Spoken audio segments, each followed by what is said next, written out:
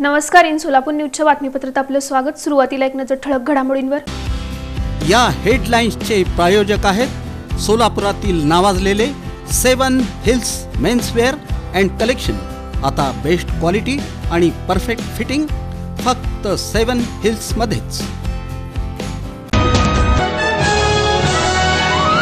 एका 22 वर्षीय विद्यार्थ्यानं दयानंद कॉलेजच्या इमारतीवरून उडी मारून केली आत्महत्या. धक्कादायक घटना आली समोर.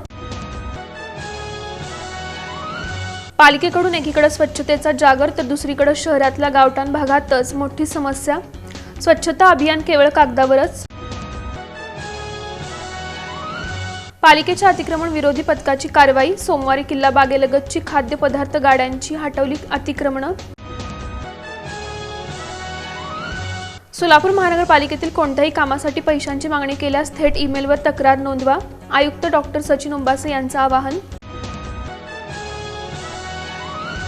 बर्ड फ्लूच्या पार्श्वभूमीवर दक्षता. सोलापुरातील खंदक भाग आणि धर्मवीर संभाजी तलाव परिसरातील चिकन विक्री करणारी दुकानं प्रशासनानं केली बंद.